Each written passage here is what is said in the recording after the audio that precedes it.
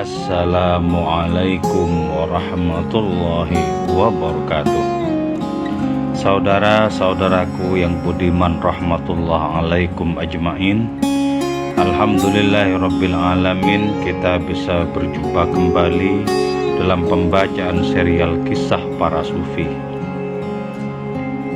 Pada kesempatan kali ini saya akan membacakan biografi singkat seorang sufi bernama Syekh Bayazid Al-Bistami. Moga-moga pembacaan kisah sufi ini bermanfaat bagi diri kita semua. Amin ya mujibas sa'ilin. Syekh Bayazid Al-Bistami, beliau adalah Abu Yazid Al-Bistami yang juga dikenal dengan sebutan Bayazid. Itu jelas kunyahnya. Sedang nama asli beliau adalah Taifur bin Isa bin Adam bin Sarwashan. Kakeknya adalah seorang Yahudi yang kemudian masuk Islam.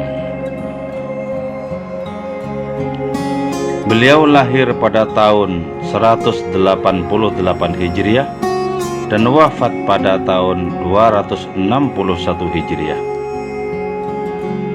Beliau segenerasi dengan Syekh Ahmad bin Khodrawih. Beliau pernah menyaksikan Syekh Abu Hafiz Al-Haddad, Syekh Yahya bin Mu'ad, dan Syekh Syakik Al-Balkhi. Guru rohani beliau yang paling berpengaruh adalah seorang sufi dari Kurdi. Beliau berwasiat kepada kerabatnya agar setelah disongsong kematian, beliau dikubur di bawah kaki gurunya itu sebagai wujud penghormatan yang paling mendalam. Sesaat persis sebelum wafat, beliau bermunajat kepada Allah Ta'ala. Tuhanku, tidaklah aku berzikir kepada hadiratmu kecuali karena kelalaian, dan tidaklah aku mengabdi kepada hadiratmu kecuali karena kesenggangan.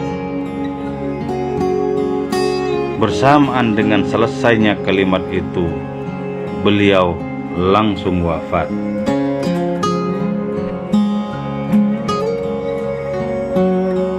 Sesudah kewafatannya, seorang syekh berjumpa dengan beliau di dalam mimpinya tentang perlakuan Allah Ta'ala kepada beliau. Ditanyakan kepadaku, tutur Syekh Abu Yazid Al-Bistami, tentang apa yang aku bawa. Kukatakan, apabila seorang fakir datang ke depan pintu seorang raja, dia tidak bertanya, kau bawa apa? Tapi mengatakan kepada si fakir itu, apa yang kau inginkan?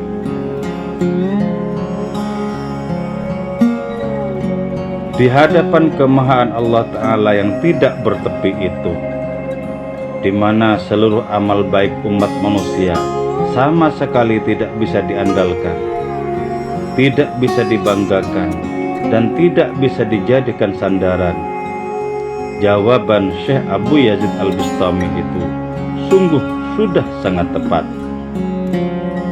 Beliau tidak terutama menunjukkan sekian amal baiknya yang telah dikerjakan ketika hidup di dunia, tapi lebih mengedepankan adanya pengharapan yang sangat besar terhadap kemurahan hadiratnya.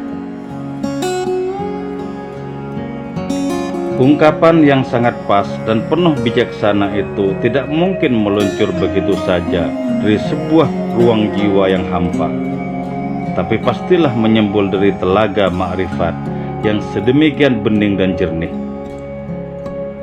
Beliau pasti tidak saja mengetahui, tapi juga sekaligus meresapi bahwa seluruh amal baik itu sesungguhnya secara hakiki mutlak milik Allah Ta'ala semata. bukan milik beliau atau siapapun yang selain hadiratnya. Karena itu, ketika ditanya oleh hadiratnya tentang oleh-oleh yang dibawa ke depan pintu sang maharaja, beliau menjawab sebagai seorang fakir bahwa yang semestinya beliau terima tak lain adalah pertanyaan, apa yang kau butuhkan? Di saat itu, yang dirasakan oleh beliau bukan saja tidak memiliki amal baik apapun, tapi juga sepenuhnya merasakan bahwa sesungguhnya dirinya sendiri secara hakiki murni tidak ada. Diri beliau sendiri tidak lebih dari sekedar bayang-bayang hadiratnya. Yang mutlak ada adalah Allah Ta'ala belaka, bukan apa atau siapapun yang lain.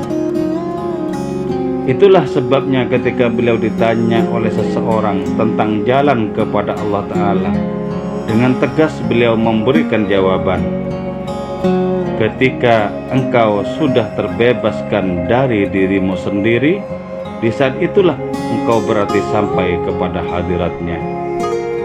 Wallahu a'lamu bishawab. Assalamualaikum warahmatullahi wabarakatuh.